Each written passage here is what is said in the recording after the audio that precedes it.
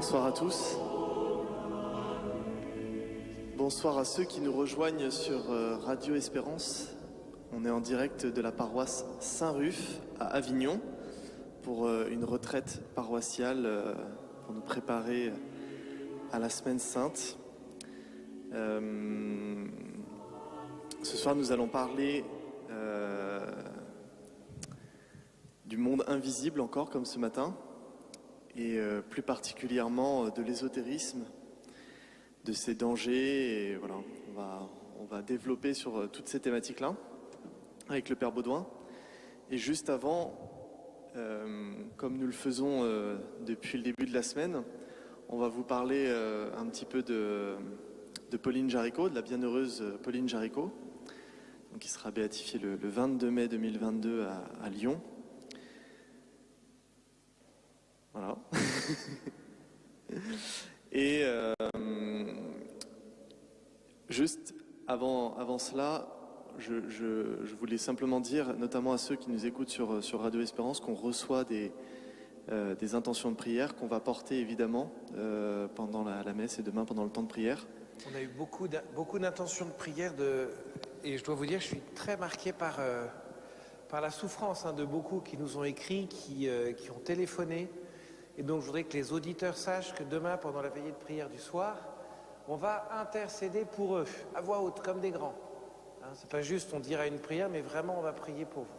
Et surtout, n'hésitez pas à envoyer un mail, un message, parce que vos envois seront tous lus et nous les porterons tous dans la prière. Donc s'il y en a vraiment qui sont dans des situations de grande solitude, de détresse, de grande tristesse, eh bien qu'ils n'hésitent pas à nous confier des intentions. On priera pour vous, on intercédera pour vous.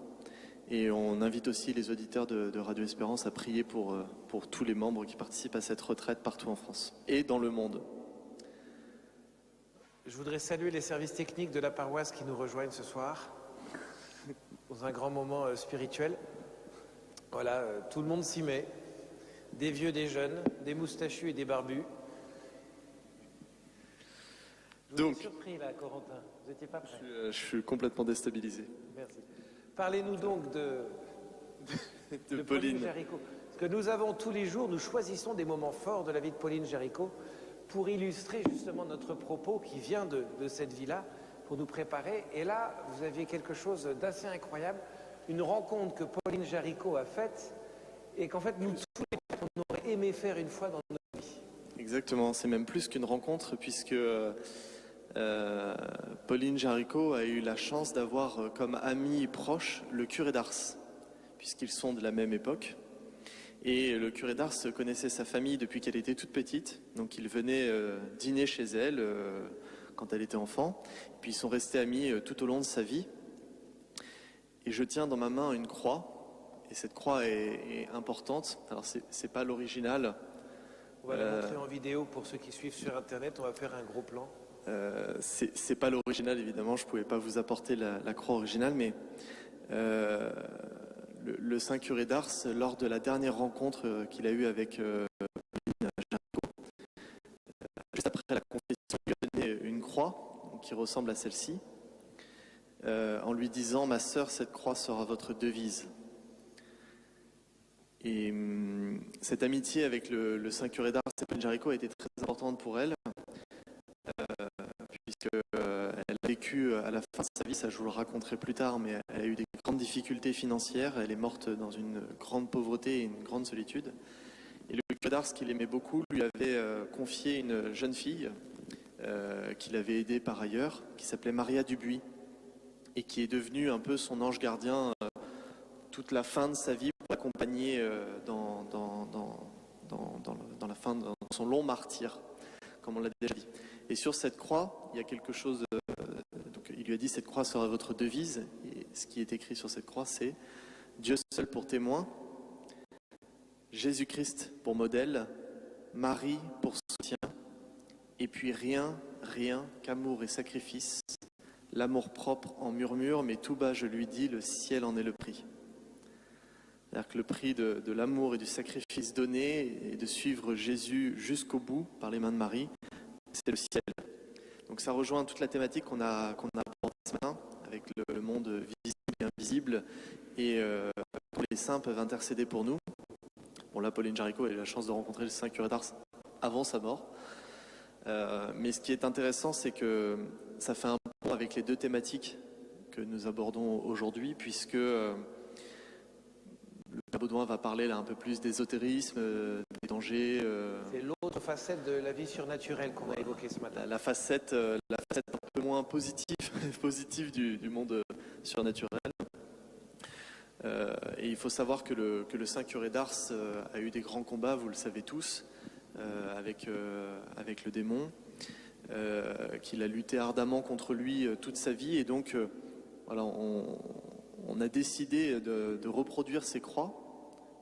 Les œuvres pontificales missionnaires, en fait, on reproduit ces croix parce qu'elle est unique et qu'on pense que c'est vraiment une aide, qu'il ne l'a pas simplement donnée pour faire un cadeau à Pauline Jaricot comme ça, mais que dessus, il a mis tout ce qu'il fallait pour être une aide et un soutien dans la vie spirituelle de Pauline Jaricot, mais en même temps, moi, quand je la reçois et que je la contemple, je me dis qu'elle m'aide beaucoup. Donc, tout ça pour dire qu'au milieu de ce qu'on traverse, de cette vie qu'on traverse, au milieu du monde visible avec ce monde invisible, eh bien finalement il y a quelque chose de très beau que nous enseigne Pauline Jaricot et le Saint Curé d'Ars, c'est que pour garder l'espérance, eh bien il faut garder les yeux rivés sur la croix, parce que le Seigneur, dans tous les cas, est vainqueur.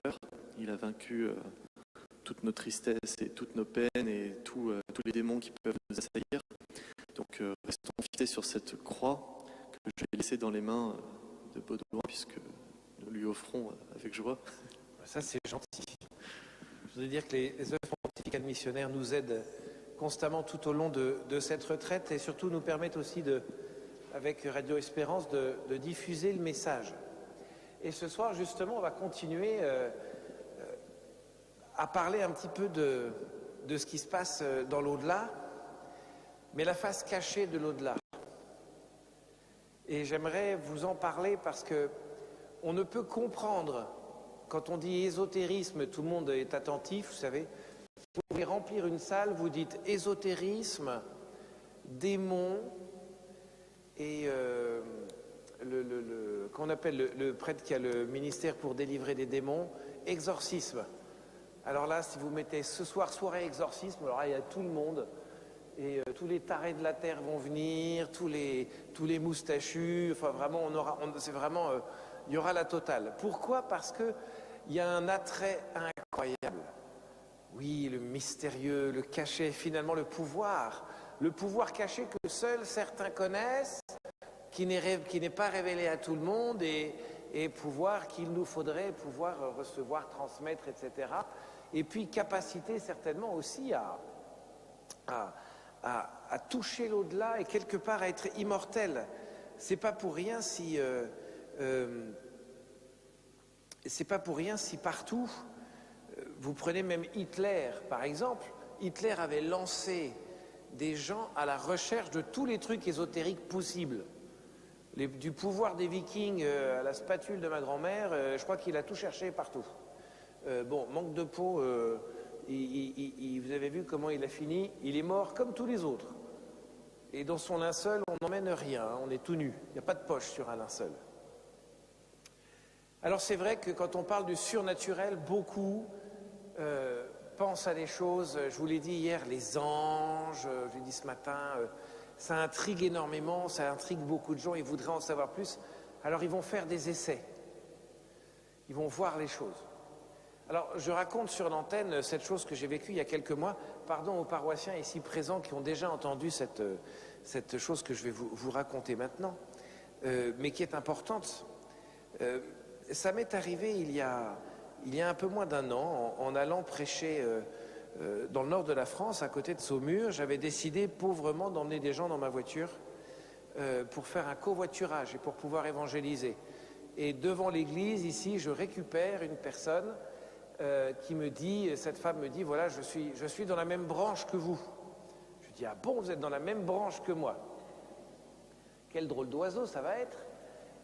Et elle me dit, ben voilà, moi je suis voyante, guérisseuse, magnétiseuse, coach, alors vous voyez tous les mélanges de ce qui peuvent arriver. Et elle avait avec elle un sac avec les tarots, des galets pour les bonnes ondes, enfin, un nombre de trucs incroyables. Et puis, assez rapidement, je lui pose la question qui tue. Je lui dis, voilà, alors, vous avez tous ces trucs-là, mais alors, quel est le pouvoir qui agit là-dedans?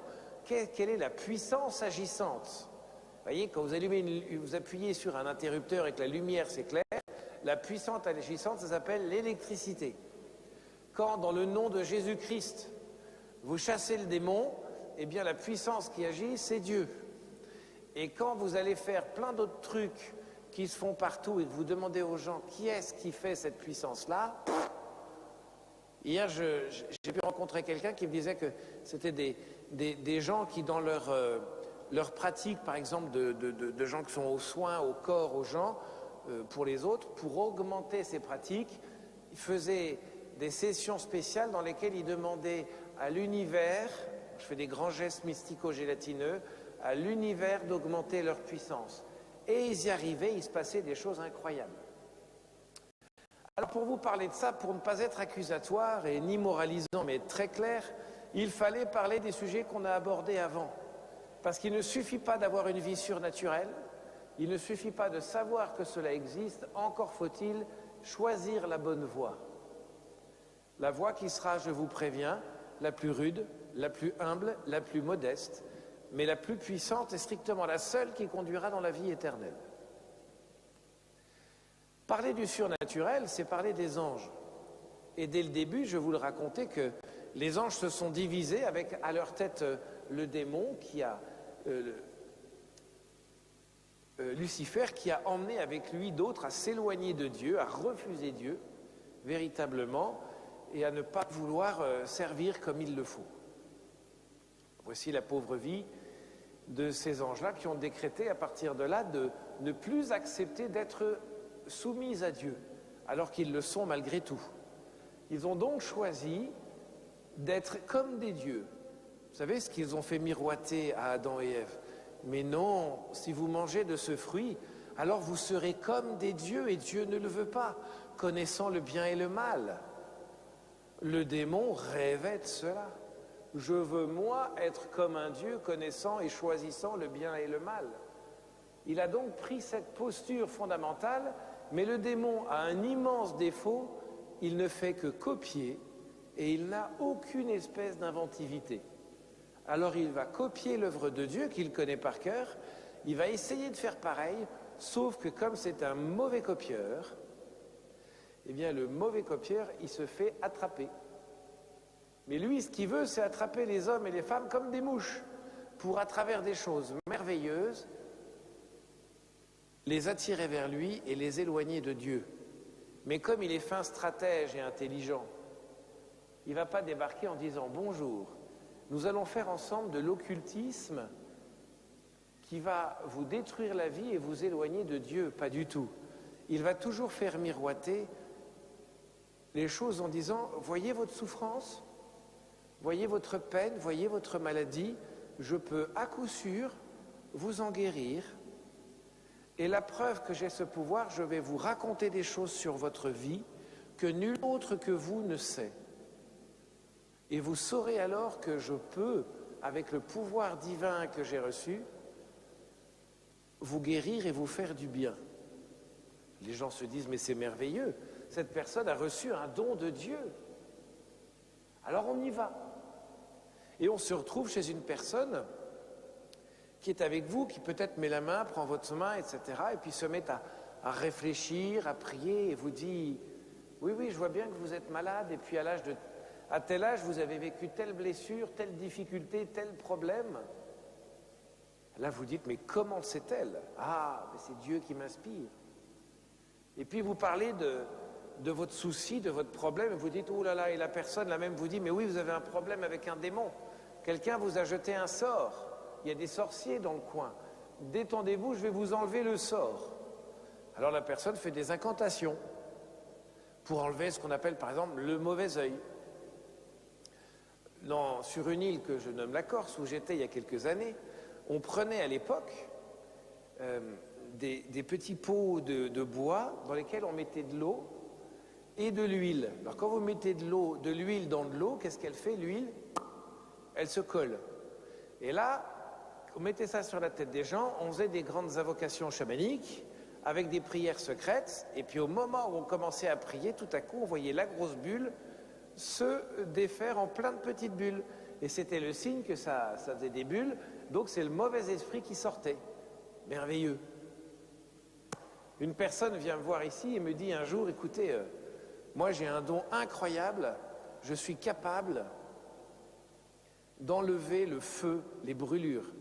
J'ai reçu un article il n'y a pas longtemps, il y a moins d'une semaine, vendredi dernier, d'un grand professeur qui dit, c'est très simple, les gens qui sont traités par le cancer et souvent les rayons, ils sont tellement brûlés qu'il faut les envoyer chez les enleveurs de feu, lesquels leur enlèvent à 80%.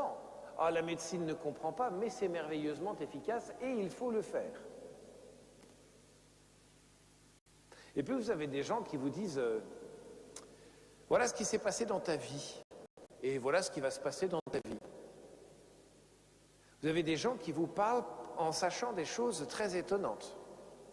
Comment le savent-ils? Et puis vous avez des gens en effet qui vont, en vous imposant les mains, retirer une brûlure, guérir une fracture qui aura disparu. Eh bien figurez-vous que ça, ce sont les actions que l'on connaît chez Jésus-Christ. Actions par lesquelles il justifiait qu'il était Dieu auprès des hommes. Et les gens, voyant ces actions-là, disaient « Ah, c'est incroyable, l'aveugle voit, le boiteux marche, le mort ressuscite. » C'est donc que c'est Dieu et Jésus annonçaient l'Évangile et amenaient les hommes à retrouver leur Père du ciel. Et souvenez-vous, Moïse, quand il va voir Pharaon, il dit à Pharaon, « Attention Pharaon, je te préviens que tu es prévenu, j'ai les pouvoirs que Dieu m'a donnés. » Et Pharaon rigole dans sa barbiche et fait « Ah ah, au nom d'une pyramide, regarde ce que j'ai, moi, comme mes magiciens, ils vont être capables de faire. » Et donc les magiciens jettent leur bâton par terre qui se transforme en serpent. Quant à Moïse, il jette avec indolence son bâton par terre, sort de là un autre serpent bien plus gros qui les bouffe tous et qui fait « c'est mon Dieu le meilleur ». La preuve, ils vont tous claquer la mer Rouge qui va se refermer. Mais il y a toujours eu ce concours entre ceux qui étaient de Dieu et ceux qui étaient d'une copie de Dieu. Clairement, je vous dis d'avance, ce qui agit et qui n'est pas Jésus-Christ dans l'Esprit Saint et Jésus-Christ, c'est le démon. Alors j'imagine que certains auditeurs ou qui nous suivent là déjà sont révoltés en disant « Mais comment ça se fait? Mais comment peut-il dire ça? Dans ma famille, ça fait des générations qu'on fait ça et on est d'une générosité incroyable. Et en plus, on le fait gratuitement. » Ben, tu m'étonnes que vous le faites gratuitement, heureusement. Vous imaginez si on faisait payer la messe ou la confession 50 balles. Non mais que n'as-tu que tu n'as reçu hein? Si c'est pas vous, si c'est Dieu qui agit, heureusement que vous ne faites pas payer. Vous voyez, si des gens vous font payer pour des miracles, cassez-vous. Hein, ça doit vous mettre un peu la puce à l'oreille. Parce que si c'est Dieu qui agit ou le grand univers, enfin, il n'y a pas d'impôt au grand univers, quoi, c'est gratuit. Et, vous voyez, l'action de Jésus elle est très connue, elle est très claire. Ça va être d'abord une action prophétique, c'est-à-dire qu'il va révéler des choses aux gens. Donc on voit Jésus qui prophétise. Il est au bord, il est sur la margelle du puits de Jacob quand arrive la Samaritaine. Et Jésus lui dit « Et où est ton mari ?» Elle répond « Je n'ai pas de mari. » Et Jésus lui fait « Oh, en effet, tu en as eu 3 et celui-là n'est pas ton mari. Comment sais-tu ça? Tu es prophète. » Et elle dit le chose. Jésus, il prophétise. C'est-à-dire que Dieu, par les anges qui lui parlent, lui disent « Voilà, il se passe ça, tu peux le lui dire. » Et ça, c'est la prophétie. Le démon, de son côté, lui, il va faire pareil. Et vous allez voir qu'il va faire la voyance. La voyance, c'est le démon qui informe des gens, qui sont souvent des ultra-sensibles déjà, qui perçoivent beaucoup de choses dans leur sensibilité. Et le démon, lui, il va les éclairer en disant « Ben oui, alors moi j'étais là, il a vu, il s'est passé ça, ça, ça et ça, donc tu peux le lui dire. » Donc la personne, elle croit prophétiser en étant branchée sur Dieu, mais en fait, la voyante, elle est branchée sur le démon qui donne des détails. Mais il y a une différence quand même, hein, plus d'une. C'est que Jésus, il peut parler, quand il prophétise, il parle du regard d'amour du Père sur l'âme de la personne. Ton Père t'aime. Le démon, quand il prophétise, entre guillemets, lui, il dit jamais l'amour de Dieu pour la personne. Il n'y aura jamais rien sur l'amour de Dieu. Il y aura on t'a blessé, t'as le mauvais esprit, ta vie est foutue, tu vas crever bientôt, mais si tu fais des offrandes, de l'argent, du pognon, de la magie, tout ira mieux. Alors que dans la prophétie, les paroles prophétiques, c'est le Seigneur veut te guérir, convertis-toi, va te confesser. Waouh, ça a touché mon cœur. L'ésotérisme, ça commence par la voyance. Connaître ce qui n'est pas connu, ce qui n'est pas su par soi. Nous avons oublié dans l'Église que Dieu avait donné des grands charismes. Et le premier de tous les charismes, c'est le charisme prophétique. Pourquoi sommes-nous prêtres, prophètes et rois au baptême? Parce que la prophétie, c'est pour l'exercer. Et dans la première épître aux Corinthiens, au chapitre 14, Paul commence « Aspirez à tous les dons spirituels, particulièrement celui de la prophétie ». Eh bien, la prophétie, ce n'est pas pour les chiens. Sauf que dans notre Église, nous avons péché depuis des années en supprimant un maximum de vie charismatique, de vie dans l'Esprit Saint, pour n'avoir que la vie liturgique bien carrée, etc. C'est pour ça aussi que l'Église petit à petit baisse et chute, parce que si elle n'est pas dans la mission explicite dans le Saint-Esprit, eh bien, il ne reste plus qu'une structure qu'on essaie de servir, et sans un mystère de croissance. C'est pour ça que parfois nous pouvons être confrontés à des évêques qui eux-mêmes n'ont jamais appris le Saint-Esprit en action, parce que le Saint-Esprit, évidemment, il est en action dans l'Église, c'est lui qui la dirige. Mais quand on considère que toute l'action du Saint-Esprit consiste à faire ce que son curé ou son évêque dit, ou ce qui est marqué dans le magistère, on est à 2% de ce qu'il faut faire. Parce qu'il faut de toutes les nations faire des disciples. Et l'Esprit Saint est là pour ça, à commencer par la France, évidemment. Vous voyez, l'Esprit Saint est là pour ça. Et donc il y a quelque chose à vivre avec l'Esprit Saint. Alors faute d'utiliser l'Esprit Saint dans les charismes prophétiques, et le démon, la nature ayant horreur du vide, se fait mais détendez-vous, je vais vous renseigner, mesdames, messieurs. 118, 218, Satan à votre écoute. Je vais vous les donner, moi, les renseignements, messieurs, dames. Ah ben ils sont bien vos renseignements, monsieur 118, 218, Satan à votre écoute. Madame Irma la voyante. Et alors que vous regardez comme fruit, c'est très simple. Hein. La prophétie ramène du Seigneur, apprend à être abandonné dans les mains de Dieu, alors que la voyance s'éloigne de Dieu et fait « Non, tout est écrit, c'est foutu, c'est figé. » Et donc comme c'est comme ça, et ben, vous perdez votre liberté. Donc si jamais vous avez une parole prophétique, elle va vous ramener vers le Seigneur, l'abandon, la liberté. Et rassurez-vous, à la fin, vous mourrez. Nous tous, mais on est sauvés. La voyance, elle, c'est dire « Ouh là là, il y a beaucoup de mal autour de vous, il y a des gens qui ne vous en veulent pas. » Perte de liberté. Perte de pognon aussi, pas mal.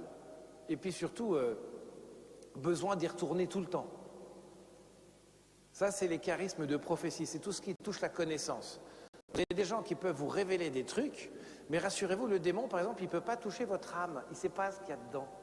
Oui, imaginez, le démon, il a reniflé autour de Jésus et de la Vierge Marie.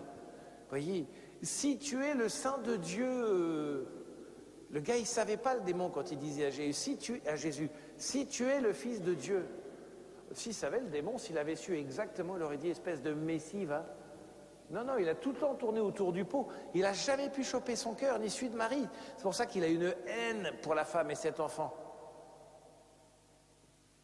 Vous voyez, dans le surnaturel, il y a le bon et le pas bon. Alors je vais vous donner une petite notion très importante de distinction. Quand vous dites ça aux gens, ils disent « Ah, mais vous avez raison, hein, c'est hyper important. Moi, je fais que des pratiques blanches, bonnes. C'est l'occultisme bon, ça s'appelle la magie blanche. Il y en a, ils font de la magie noire, et cela, c'est vraiment très très mal. Alors c'est très simple, la magie noire, c'est vous invoquer Satan directement. Hein, bonjour, je suis sataniste, j'invoque Satan, j'annonce la couleur, magie noire. Alors vous avez aujourd'hui des églises de Satan un petit peu partout qui demandent à être reconnues comme cultes, enfin imaginez la catastrophe. Donc vos impôts peuvent servir à faire des, je ne sais pas si c'est le cas ou si ce sera le cas, à faire des reçus fiscaux à l'église de Satan. Ça c'est la magie noire, ça a le mérite d'être très clair. La magie blanche, elle, c'est plus subtil, c'est ces petites prières qu'on a reçues en héritage avec le pouvoir que ma grand-mère m'a donné à une date précise, avec une prière précise qu'il fallait faire pour enlever le feu, par exemple. Et cette prière pour enlever le feu, si je la fais, ça va vraiment l'enlever. Et ma grand-mère était une sainte femme qui faisait le catéchisme. Comment voulez-vous que ce soit le démon? Évidemment, comme je vous l'ai dit 3 fois depuis le début, le démon ne vient pas en disant « Bonjour, je vais vous défoncer ». Il vient « Bonjour, oh, quelle âme incroyable que la vôtre. Accepteriez-vous le privilège d'être au service du bien spirituel le plus grand que tous ne peuvent pas comprendre? Il y a un fort pouvoir dans votre famille, c'est toujours comme ça. Nous l'avons reçu depuis des générations pour être au service de la nature, des hommes et des femmes. Soyons écolos. » Alors tu dis, ben oui, et tu reçois ce pouvoir que la grand-mère va te transmettre. Je raconte dans une vidéo que vous trouverez, si vous cherchez les pratiques occultes déguisées sur Internet, c'est une vidéo qui a près de 300 000 vues bientôt. Une conférence d'1h30 où je détaille ce qu'aujourd'hui je fais assez rapidement. Et vraiment, vous apprendrez beaucoup de choses. Et je raconte cette histoire de cette femme qui me raconte qu'un jour, elle reçoit chez elle un homme qu'elle va aider parce qu'il n'a rien à bouffer, donc il lui donne à dîner et tout. Et en remerciement, il lui dit, voilà, mais il y a un grand pouvoir dans votre famille, vous allez pouvoir enlever le feu. Et je vous laisse une petite statue de la Vierge, et puis qui lui explique qu'en fait, il faut qu'elle fasse une prière secrète. Alors les prières secrètes, ça n'existe pas dans l'Église catholique. Hein. Ce qui dit prière secrète dit magie blanche ou magie noire. Donc ça, vous savez que ce n'est pas de Dieu. Et la prière, c'était par le feu qui animait le cœur du saint apôtre Judas, que le feu désormais s'en aille. Pour ceux qui ont ouvert la Bible un quart de seconde, le saint apôtre Judas est celui dont il est écrit « Et à cette heure-là, le démon rentra en lui ». Alors le feu qui anima le saint apôtre Judas, ça s'appelle le démon. Sauf que tu fais par le feu qui blablabla, tu mets une petite bougie, une neuvaine à Sainte Rita, le cœur immaculé de Marie, un Notre Père, un Je vous salue Marie. C'est pour donner, vous savez, ça donne l'impression, le style le genre néo-mystique. Et tu fais cette prière, et qu'est-ce qui se passe? Ben, tu fais l'œuvre du démon, sans en plus te rendre compte. Vous avez d'autres prières, comme l'abbé Julio, je le cite souvent parce que c'est un des plus connus. L'abbé Julio, qui est autant abbé que ma grand-mère, qui lui a des prières merveilleuses. Alors je les repère quand ça vient à la messe, comme ça, vous avez des dames ou des messieurs, qui au moment de la prière eucharistique, ils ouvrent le bouquin et ils disent leur propre prière, mais qui n'est pas la même que la prière de l'Église. Là, tu fais, ah, là il y a un petit problème, voyez. Et donc, il y a les dons de Dieu et les dons du démon. Les dons de Dieu, je vous ai dit, la prophétie d'un côté, de l'autre côté, la voyance. Les charismes de guérison, quand Jésus guérit l'aveugle, il a dû guérir des brûlés, j'imagine. Et de l'autre côté, les dons du démon qu'il a donnés pour éloigner de Dieu, mais faire du bien quand même, en apparence. Hein, l'ésotérisme, ça va être ça. Ces pratiques qui visent à guérir les gens, mais qui ne rapprochent pas de la source de la guérison, qui devrait être le Père, mais qui rapprochent de la source de la guérison, qui est du démon, qui veut juste le détruire. Et puis vous avez aussi beaucoup de pratiques ancestrales, soi-disant ancestrales depuis toujours, etc., qui sont des pratiques clairement démoniaques. Surtout tout ce qui va toucher les énergies. Alors attention, prenons des pincettes.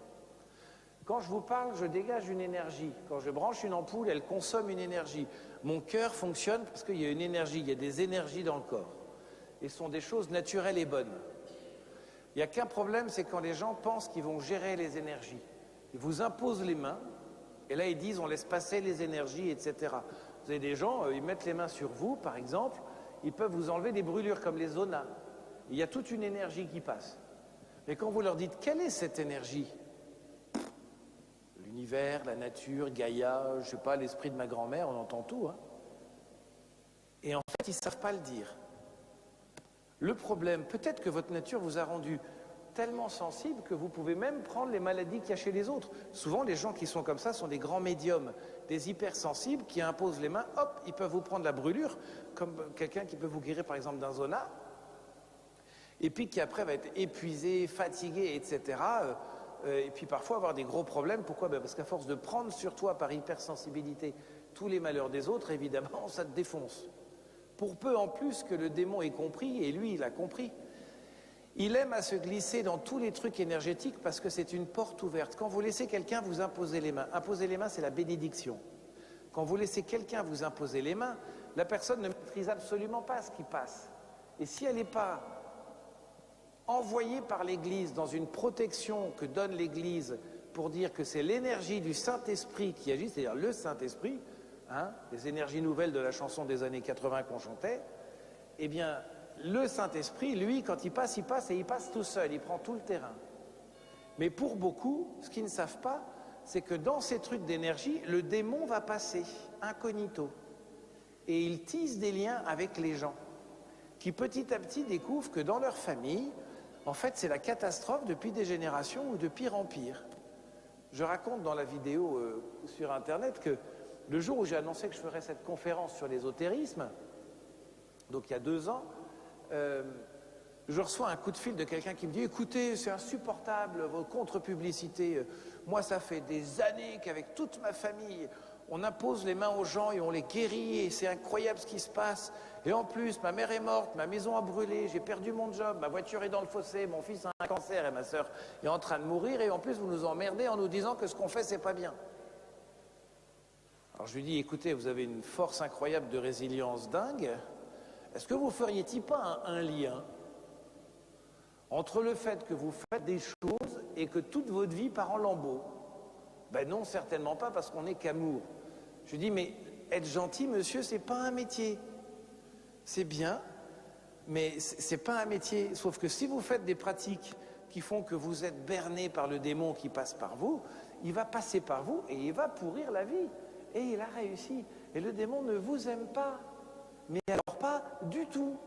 Donc vous avez le sentiment d'aider les gens, et en fait, vous faites des pratiques qui font appel au démon sans que vous le sachiez. Il se cache, évidemment. En ouvrant ta sensibilité au pouvoir des autres, qu'est-ce que fait le démon? Il vient se mettre là-dedans. Et vous pouvez ainsi alimenter énormément de pratiques au démon. Quand on vous pose des pierres, des énergies, des machins, des trucs et tout, lui vient passer par là. Alors, vous me direz, mais quel est le problème? Ben, je vais vous dire, moi, quel est le problème. Il y en a plusieurs. Le premier, c'est que toute action de Dieu a pour but de nous rapprocher dans une relation personnelle à lui, une relation de confiance, d'amour, de liberté, d'adoration dans l'Église en vue du ciel. Quand vous allez faire ces pratiques, c'est des pratiques dans lesquelles Dieu n'intervient pas, donc vous ne faites pas confiance en Dieu. Vous ne vous intéressez qu'aux résultats, alors que Dieu, peut-être qu'il ne va pas vous guérir. C'est possible, c'est jamais certain. C'est peut-être pas son plan, mais ce qui n'empêche pas de vous aimer. Hein. Alors que Dieu, il veut vous laisser libre, là vous êtes souvent plus libre, vous vous mettez à dépendre des gens qui font ça. Au lieu de vous amener à les sacrements comme nourriture et présence de Dieu en vous, ça vous en éloigne. Vous vous confessez plus. Et puis on vous dit, oui, mais ça c'est des choses que l'Église, elle fait pas trop, elle a oublié de le faire. Attention, soit ça vous amène vers le sacrement des malades, et la prière et les veillées de prière de guérison dans les églises, et ça vous amène à Jésus, soit en fait ça vous éloigne petit à petit de Jésus. Et c'est pas parce que les gens sont gentils ou le font gratos et que c'est efficace que c'est bien. Hein. N'oubliez jamais, c'est une loi que j'ai apprise il n'y a pas longtemps, je disais à quelqu'un il y a quelques années, « Ah, c'est génial Google !» Ils doivent écouter là, c'est comme ça se diffusait sur YouTube qui appartient à Google, ils filtrent. Donc je dis Google. Google, c'est gratuit. Et un jour, je dis à quelqu'un, mais regarde Google, c'est génial, c'est gratuit. Et il y en a un qui me dit, mais non, t'es un abruti. Quand c'est gratuit, c'est toi le produit.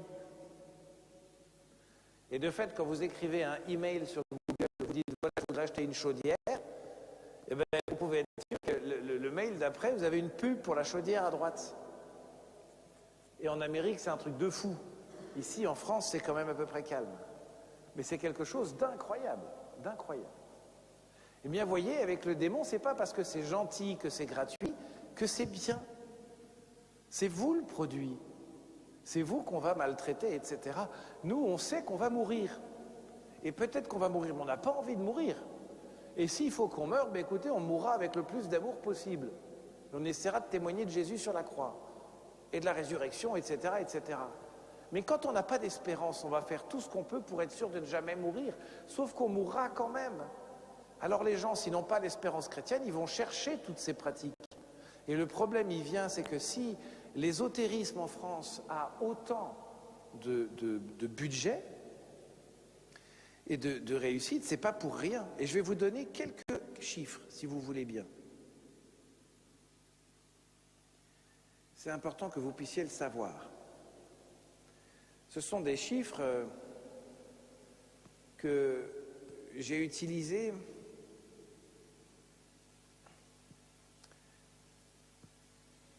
pour le Congrès Mission. En France, la voyance avait comme chiffre d'affaires, il y a 5 ans, écoutez bien, 4 milliards d'euros. Chiffre d'affaires de la voyance en France, 4 milliards d'euros. Chiffre d'affaires de la drogue en France, 2,3 milliards d'euros. Chiffre d'affaires de l'Église en France, 530 millions d'euros. Vous voyez, c'est juste entre 530 millions d'euros pour l'Église et 4 milliards pour la voyance, on voit qu'il y a un petit problème de difficulté quelque part. L'éloignement du Christ et la non-proposition de choses fait que. Alors, quand je vous parle rapidement de ces pratiques, je vous en donne quelques clés, mais les pratiques ésotériques, donc vous avez la magie noire qui est directement appel le démon, la magie blanche qui est en fait tout à fait noire mais qui a une apparence tout à fait correcte, qui fait la même chose. Le point commun entre toutes ces choses-là, c'est que ça vous éloigne de l'obéissance, des sacrements, de l'abandon, de la liberté et de l'Église. Hein, là, c'est radical. À court ou moyen terme, hein, ça va assez vite. Et l'ensemble de ces pratiques, en plus, nous font pactiser avec le démon. Et oui, vous savez, sur Internet, il y a ce qu'on appelle des cookies. Quand vous allez sur un site Internet, on vous dit « Acceptez-vous que nous prenions quelques informations sur vous ?» Ça s'appelle les cookies. C'est des petits gâteaux qui prennent pour savoir des choses sur vous. Le démon, lui, « Acceptez-vous ?» Ah non, en fait, on s'en fout. Nous venons chez vous pour nous servir de votre vie, de votre histoire, de vos blessures, et nous allons faire notre demeure chez vous. Alors que fait le démon? Plus tu pratiques l'ésotérisme, plus il a de droits et de pouvoir sur toi. Plus évidemment ta vie va être pourrie. Et donc il y a des pratiques ésotériques qui sont... Le lien est direct entre l'ésotérisme et le malheur. Et donc qu'est-ce qu'il faut faire? Il va falloir faire des choses contre ça. Et on va en parler dans quelques minutes. Et c'est vraiment quelque chose qui est important. Je continue encore un petit peu sur l'ésotérisme pour vous dire que dans les différentes pratiques, vous avez des pratiques aussi qui sont très très connues. Beaucoup de groupes de pensée qui vous amènent auprès d'anges de la lumière, etc., qui vous donnent une lumière que vous n'avez pas. En gros, tous les trucs qui vous disent « Non, mais l'Église, c'est mignon, mais nous, on a une vérité cachée », sachez que ça sent l'œuvre du démon. C'est vraiment quelque chose d'important. Hein, le démon va toujours utiliser ça. Ça s'appelle la gnose. Gnose. Nous, même dans l'Église, hein, ça a marché, hein, même très récemment. Des gens qui disent « Alors, j'ai un secret mystérieux que tout le monde ne peut pas comprendre, mais vous, vous allez le comprendre. » Donc il va y avoir une révélation spéciale et il va y avoir une initiation avec des rites d'initiation. Bon alors ça, c'est écrit. Non, non, désolé, la seule initiation qui compte, c'est l'initiation chrétienne, quoi. C'est Jésus qui dit, l'initiation chrétienne, c'est quoi? Eh bien, c'est accepter que le Père soit mon papa, que Jésus soit mon frère et qu'on soit co-héritier du royaume. Toutes les autres initiations, si tu n'as pas bien compris, écoute, je vais te montrer, eh bien, qu'est-ce que tu fais? On t'initie à ce qui est caché aux yeux des autres, alors que chez les cathos, il n'y a rien de caché. Ça t'éloigne de Dieu parce que toi tu rentres dans une croyance, tu te mets à faire partie de la caste supérieure des sachants, des voyants, des médiums, des machins, des trucs. Ça t'éloigne de Dieu alors qu'au contraire l'initiation chrétienne t'amène à quoi? À te nourrir de l'Eucharistie, à confesser tes péchés, à vivre la confirmation, enfin à t'éclater dans la grâce de Dieu. Ah ben tu dois passer avec le Seigneur de la grâce à la grâce de Dieu et dans l'ésotérisme à la graisse du démon, vous voyez? D'un côté la graisse, de l'autre côté la grâce. Mais c'est un vrai choix. Hein. Et franchement, il ne faut pas rigoler là-dessus. À un moment donné, il faut arrêter. Moi, j'aimais bien, quand j'étais gamin, j'habitais l'Allemagne, et l'école se terminait en début d'après-midi, et quand on allait écouter, on captait RTL, là-bas, c'est notre seule radio française. Et il y avait un voyant, un médium, qui faisait de la voyance, donc c'est il y a 30 ans, qui est mort depuis, je ne sais plus comment il s'appelait, et moi j'écoutais ça. Oui, Jacqueline, je vois bien que vous avez la tête de bœuf en opposition avec la carotte renversée dans le jeu des tarots, et donc on voit bien que le pendu a mis Neptune en orbite, et donc vous allez mourir. Mais rassurez-vous, tout va bien se passer au niveau de l'argent, la famille, le territoire et tout. Voyance, tarot, etc. Et nous, on écoutait ça et on trouve ça vachement bien. On se dit, mais est-ce que vous vous rendez compte avec qui vous pactisez? Le démon, il est capable de vous dire votre futur, ça c'est vrai, mais un certain futur. Et je vais vous expliquer comment, c'est très simple. Si jamais je confie à Corentin des œuvres pontificales missionnaires une voiture, mais qu'avant je le fais picoler, et qui vient prendre une allée où on n'a pas encore arraché tous les platanes à Avignon, il doit bien en rester une quelque part, je pense pouvoir prophétiser que dans les 10 mètres, il finit dans un platane. Vous voyez? Alcool au volant, mort au tournant. Bon, nous, ça c'est du facile. Le démon, lui, il a une intelligence parfaite. Donc il est capable de faire des équations de dingue, mais vraiment de folle, et de savoir que ça va marcher à 10 coups, 15 coups, 20 coups. Pourquoi est-ce qu'à votre avis, les tentations appuient exactement sur les bons boutons en nous, dans notre chair, dans notre esprit, dans notre imagination? Parce que le démon, il maîtrise ça parfaitement. Donc il est vraiment capable de vous dire un futur. Mais il va donner toujours un futur contingent et absolument terrible.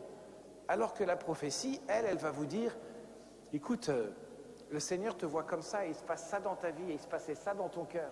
Le contenu même de la prophétie n'est pas la même chose. Et il n'y a aucun pouvoir du prophète sur vous. Il y a un petit ouvrage qui sortira dans quelques mois, un petit guide pratique sur la prophétie, je n'ai pas encore terminé, mais qui se termine. Et on voit bien la différence entre la prophétie et ce qui vient du démon.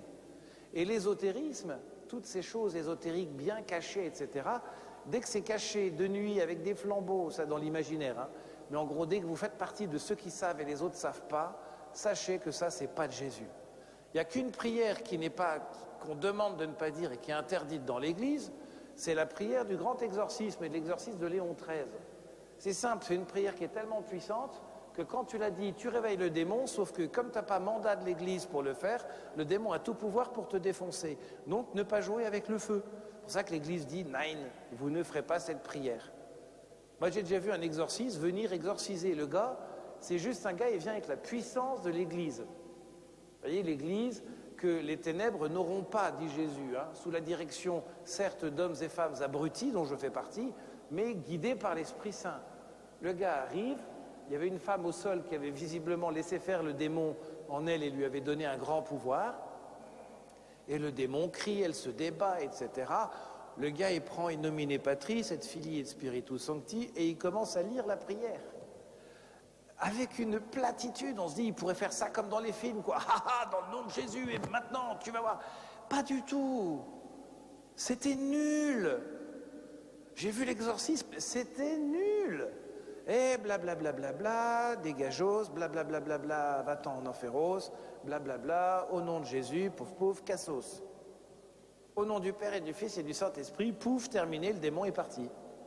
En faisant des petits blurpes dans la bouche de la dame, et c'est tout, parce qu'il a obéi. Et vous voyez, l'ésotérisme veut vous donner du sensationnel. Jésus, ça ne l'intéresse pas du tout. Et le démon, il se cache, il veut vraiment faire ça. Dès que vous dites exorcisme, tout le monde va venir. Je vous raconte une histoire qui s'est passée ici, dans cette église Saint-Ruf. Réveillon le soir du 31 décembre, à la grande époque, on était jeunes. L'église était pleine, il y avait 15 prêtres qui confessaient partout, il y avait la musique là, j'étais avec eux. Quand on vient me chercher, on me dit « Baudouin, viens vite dans la sacristie, il y a un problème avec une fille et le démon, et tous les prêtres sont là et on ne sait pas quoi faire. » Alors bon, on se dit ben, « ça commence bien ». Alors on y va. Et j'arrive dans la sacristie, et ce que je vous dis est absolument vrai, il y avait des témoins. Une fille, au lieu d'être penchée en avant à 90 degrés, ça fait 90 degrés, elle s'était en arrière. Ben ça fait bizarre. Hein, ça fait tout à fait bizarre. Tu es là, tu fais, j'ai un problème de lunettes ou non, le sol il est droit. Ah oui, d'accord. Vous pouvez mettre une équerre dans le truc. Et avec vraiment des comportements de spasme, etc. Alors on peut me dire qu'elle était psychotique, si vous voulez, c'est bien possible. Mais le démon, il passe par les gens qui ont des problèmes aussi. Hein. Il utilise les failles affectives. Il prend les portes ouvertes. Et là, on dit, Baudouin, qu'est-ce qu'on fait? Et il pensait que j'avais des super pouvoirs. Mais je demande à l'Esprit Saint, ça c'est notre super pouvoir à nous tous. Et tout à coup m'apparaît une vérité incroyable. Fait, oh, Oh là là, il est malin. C'est son surnom, le malin. Imaginez, vous aviez une assemblée qui voulait se confesser, 10 prêtres dans la sacristie en train de gérer quelqu'un qui nous fait une crise. Pour éviter que les gens se confessent, c'est pas mal. Et là, je dis aux gens, sortez, je m'en occupe. Avec une immense, je dois avouer, grosse prétention, je fais, sortez tous, je vais m'en occuper. Tu es sûr? Oui, j'en suis sûr, laissez-moi, je dramatise la situation. Et donc les prêtres s'en vont en se disant, waouh, qu'il est courageux le gars, c'est incroyable ce qu'il va faire. Et je me retrouve avec une personne et l'autre en face, je lui fais, c'est bon, dégage maintenant, ça suffit, on a vu ton cirque, ça sert à rien, tu peux te barrer. La fille s'est relevée, s'est barrée. Le démon voulait juste occuper les prêtres. Il voulait empêcher les gens de recevoir la miséricorde de Dieu. Alors je vais vous dire, quand vous avez des pratiques dans votre famille, ou quand vous avez vous-même pratiqué ces trucs-là, allez demander le sacrement des malades, allez dans les veillées de prière pour les malades. Oui, il y a un manque dans l'Église du renouveau charismatique, il y a un manque de l'action du Saint-Esprit, c'est évident. C'est évident qu'il y a un manque. Ben, il faut qu'on y aille, il faut que nos évêques y aillent. Vous voyez, les évêques, ils sont sous le souffle de l'Esprit Saint, mais souvent ce souffle est utilisé pour faire marcher la structure. Et leur grand programme principal, c'est de faire des regroupements paroissiaux ou de mettre des laïcs en mission. Mettre des laïcs en mission, ça n'a jamais évangélisé personne. En revanche, chercher les fusions de l'Esprit Saint pour tout le monde, ça dépote. Et je pense qu'il faut vraiment ça parce que tant que l'Église ne prend pas sa place, l'ésotérisme prendra la sienne. Qu'a fait Jésus pendant son séjour sur la terre? Il a guéri les malades, il a chassé les démons, il a guéri les malades, il a chassé les démons, il a chassé les démons, il a guéri les malades. Non mais rien de neuf sous le soleil.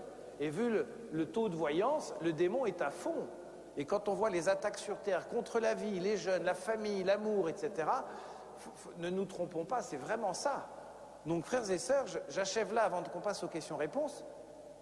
L'ésotérisme, c'est court, hein, mais pardon, on a peu de temps. L'ésotérisme, c'est la manière dont le démon va faire croire que Dieu agit pour votre bien d'une manière cachée, subtile et toujours efficace, donc refaire jusqu'à ce que ça marche, et qui finalement va vous éloigner du Seigneur et des sacrements. Quand c'est un petit peu comme ça, sachez vraiment que c'est le démon qui agit. Quand votre voisine vous dit, écoute, je viens de lire un livre sur le nom des anges, et tous les anges sont pris pour telle action, telle action, telle action, on ne prie pas les anges, on prie Dieu. Et on demande aux anges d'être l'intermédiaire. Mais l'ange Gamaliel, alors pas Raphaël, tous les anges qui prient, il y en a un qu'il faut prier pour la goutte, l'autre pour le foie, l'autre pour le truc, c'est de l'ésotérisme, ça pue. C'est pas de Dieu, quoi. Et quand vous avez maintenant des grands trucs, vous savez, quand j'étais gamin, il y avait des présentoirs dans les stations essence l'été. Donc vous aviez un plein plus 10 balles et on avait droit à des jeux pourris qu'on se jetait dans la voiture, une bande dessinée et tout. Et bien dans les mêmes présentoirs, maintenant vous avez petit guide de voyance, petit guide de tarologie. Veux-tu faire un pacte avec le démon? Vas-y, c'est gratuit. Bon, il ne faut pas s'étonner. Alors frères et sœurs, conversion, conversion, conversion. La parole est à la défense. Merci Père Baudouin. Simplement une petite indication, parce que c'est vrai qu'il y a peut-être des parents qui nous écoutent. Il y a peut-être sûrement des parents qui nous écoutent. Et il y a eu un grand mouvement d'ésotérisme, notamment sur les réseaux sociaux pour les jeunes, comme Snapchat ou d'autres réseaux. Donc voilà, simplement, soyez vigilants à ça. La remarque qui revient le plus, c'est mais finalement, si ça fait du bien aux gens, c'est si c'est il y en a qui sont guéris. Donc, qu'est-ce qu'on peut répondre à cette objection, Maître Hardier? Ce n'est pas parce que c'est efficace que ça vient de Dieu. C'est évident que c'est efficace. Mais quand c'est efficace et que le moteur, c'est le démon, rassurez-vous, en même temps que c'est efficace sur la maladie, c'est temporaire. Ensuite, vous avez un lien avec le démon et vous allez rendre des comptes et vous lui dépendez de lui, que vous le vouliez ou non. Il y a des règles très strictes et juridiques. Le démon n'agit que quand on lui donne un pouvoir. Il y a un code de droit canonique sur terre et il y en a un au ciel.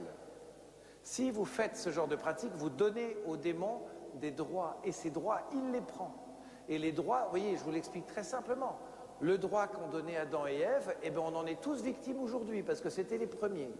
Quand vous avez un grand-père qui faisait de l'ésotérisme, qui a consacré sa famille sur tant de générations, qui a fait plein de trucs, appel à l'esprit de mort et tout ce que vous voulez, et on ne comprend pas pourquoi 3 générations après, pim, ça ressort.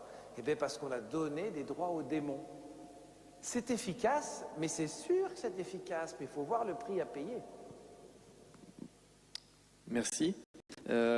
Parmi les autres questions, il y a des personnes qui nous écoutent et qui ont fait appel à des voyants, à des médiums, à des guérisseurs, etc. Est-ce que ces personnes-là doivent aller voir un exorciste? Enfin, quelle est la démarche à suivre? Vous allez vous détendre. L'exorcisme, c'est vraiment en dernier recours. Et rassurez-vous, le démon, c'est le roi de la... Vous avez déjà vu une manif CGT? Vous avez 3 personnes, une sono de malades, des pétards, et en fait, ils sont 3 dans la rue. Hein, le démon, lui, il fait ça. Il dit « Ouais, je suis vachement nombreux !» En fait, il est tout seul. C'est le magicien d'Oz. Hein, ah, vous allez tous mourir. Alors, calmez-vous. À moins d'avoir fait un pacte avec le démon, signé d'une manière un peu formelle dans le sang, etc. Là, c'est quand même pas bien. Enfin, tout ça n'est pas bien, mais là, ça serait un peu grave. Quand vous avez eu ces pratiques-là et que vous donnez des droits au démon, allez donc d'abord vous confesser. Ça coupera les droits. Ça va en enlever un certain nombre. Si jamais c'est pas suffisant, et puis évidemment ne le refaites pas, convertissez-vous. Emplissez-vous de la présence de Dieu pour que le démon ne puisse pas agir. Et là, je voudrais m'adresser à tous ceux qui sont là en train de se prendre la tête. Mais mon Dieu, je suis possédé, ma vie est foutue, mais de toute façon, détendez-vous. Soufflez, allez manger des fraises. Le démon, il prend la place que vous lui laissez. Allez à la messe, confessez-vous. Mettez Dieu dans votre vie. Le démon, il n'aura pas la place. Quand le verre il est plein, tu ne peux pas le remplir. Enfin, la place est prise. Vous voyez, le démon, il ne vient pas parce que c'est pas de bol. Vous voyez, il y en a, leur hypersensibilité est un petit peu une porte ouverte au démon. Eh bien, priez plus que les autres et vous verrez, il n'aura pas de place. Si la porte est ouverte, mais qu'à l'intérieur c'est complètement rempli, ben, il ne pourra pas passer. Donc n'oubliez pas que le démon a des droits, mais vous aussi. Et Jésus a gagné. Une autre question aussi, c'est pourquoi Jésus ne le détruit pas tout de suite, le démon? Pourquoi il le laisse, pourquoi il continue de le laisser agir? Je vais vous répondre en une phrase. Il y a plus d'amour de la part de Dieu à obtenir sa miséricorde et à la déverser constamment et à nous laisser libres de choisir qu'à supprimer toute capacité au mal qui nous empêcherait d'être libres. Vous voyez, il y a plus d'amour de Dieu dans le salut et la miséricorde que dans la destruction du mal. Il ne peut pas détruire, il ne détruit pas sa créature, il lui fait confiance. Si jamais il n'y a plus de possibilité de mal, il n'y a plus de possibilité d'amour et de liberté. Par la tentation, le Seigneur veille à notre liberté. Nous, on voudrait qu'il supprime le mal et qu'on revienne au paradis originel. Sauf que non. L'amour que Dieu a donné en descendant, en se faisant homme et en mourant sur la croix est bien plus grand que l'amour qui créa l'univers. Le sommet de l'amour de Dieu, c'est la croix. C'est pas la création de l'univers, c'est pas le Big Bang, c'est la croix. Et la mort est vaincue, mais nous imaginons que le paradis doit être pour cette terre. Non, nous sommes faits pour être sauvés et aller au ciel. Alors, c'est vrai qu'il nous faut accepter, et c'est un peu un mystère, on lui demandera, mais au ciel on comprendra tout ça, accepter qu'il y ait le mal, mais que Dieu a vaincu et a obtenu sur la croix tout ce dont nous avions besoin pour vaincre le mal. 2 questions ensuite qui se rejoignent un petit peu. On dit souvent on entend parfois qu'il faut se méfier des histoires pour les enfants qui traitent de la magie, par exemple Harry Potter, des choses comme ça. Qu'est-ce que vous en pensez? Et sinon, plus généralement, comment les parents peuvent protéger leurs enfants face à l'ésotérisme et face à tout ce dont on vient de parler? Écoutez, je vais mettre à dos un certain nombre de gens. Il reste quelques secondes. Pardon? Il reste quelques secondes avec les... Je vais mettre à dos quelques personnes, mais je vais vous dire, moi je suis un fan d'Harry Potter parce que j'ai appris à avoir la distance. Si vos enfants n'ont pas de distance parce que vous n'êtes pas avec eux, que vous leur avez jamais montré l'Esprit Saint en action, que dans votre vie vous n'en avez pas d'expérience, si vos gamins lisent Harry Potter et pensent que c'est vrai, eh bien ils vont le suivre et ce sera de votre faute. Alors vous feriez mieux de vous convertir un peu, de leur montrer l'Esprit Saint en action, et peut-être que les médecins les nourriront, mais n'ayons pas peur de tout le temps, mais soyons prudents. Simplement pour dire